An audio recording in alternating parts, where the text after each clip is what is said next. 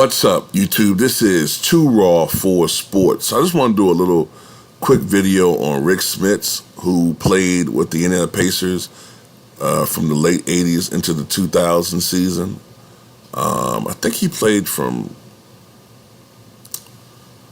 I can't remember what year he was drafted. Was it 1989? It was either 1988 or 89. I think it was. But he had a nickname, the Flying Dutchman. Really good center for a number of years.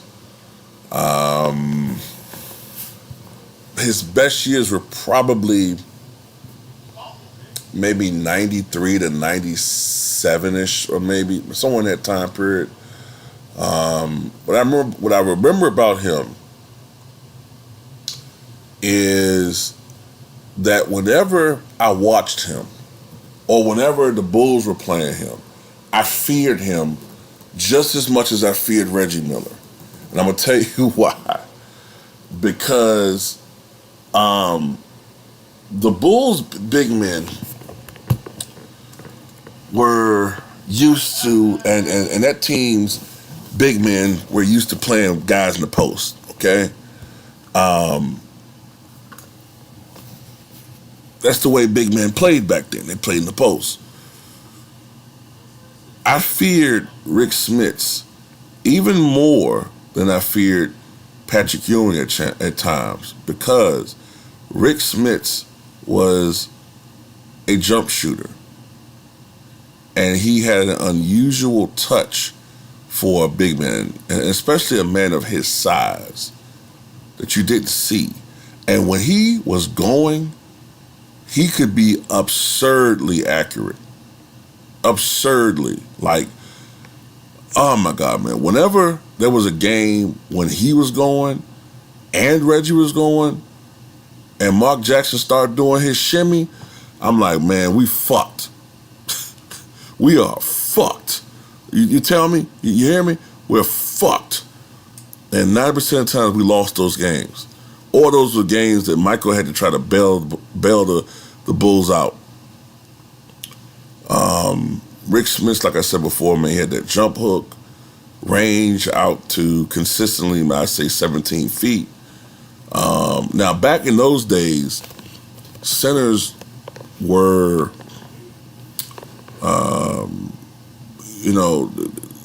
they were discouraged from shooting from outside, from three. The only time you really saw a center shoot threes back then is in a scenario where the shot clock is running down, or if they're in a situation where they may be on fire, they've made like 5-6 shots in a row, and if they're open, maybe the coach won't bury his foot root to the ass if they took it, you know what I'm saying? But I just remember Rick Smits having some big fucking games. I remember having some big games against the Knicks. He used to destroy Patrick Ewing sometimes. He had some big games against the Bulls, us. I really feared him. And he was a clutch performer. I remember him hitting that game winner against the Orlando Magic in that 95 Eastern Conference Finals. I think it was Memorial Day when he hit that shot. After Penny Hardaway hit what appeared to be the game winner for the Orlando Magic. But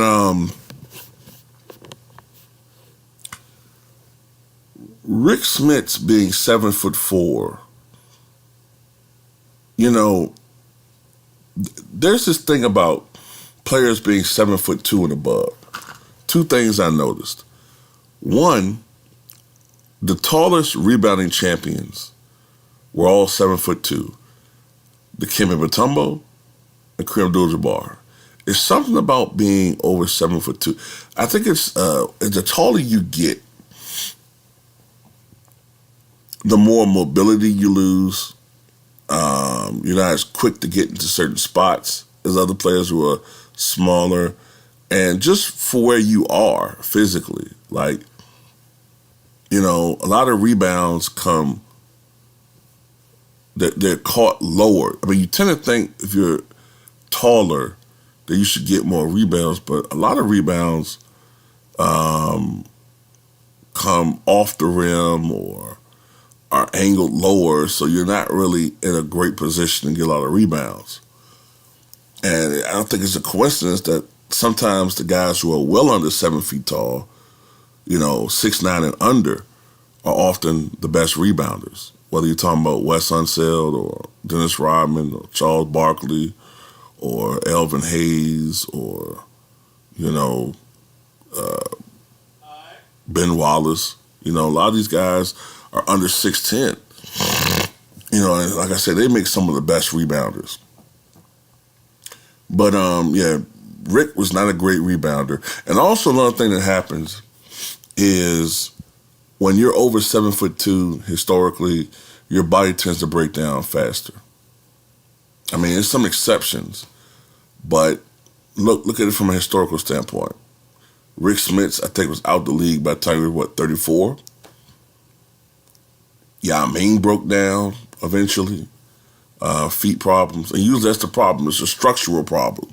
Your legs having to carry that much weight up and down the court for years. It takes a toll.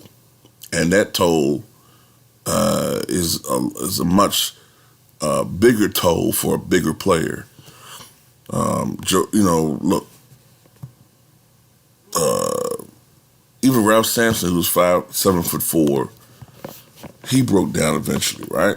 So it's just something about being that big, man. George Mirasan, the list goes on and on. But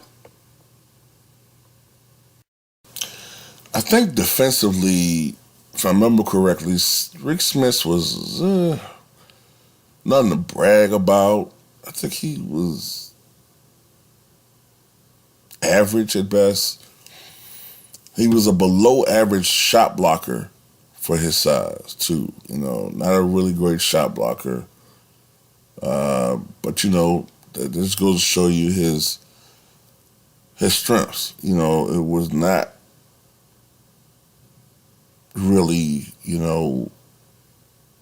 other traditional areas that centers are applauded for, or were applauded for at that time, which was their defense and rebounding. So he was in many ways a precursor to what we see today.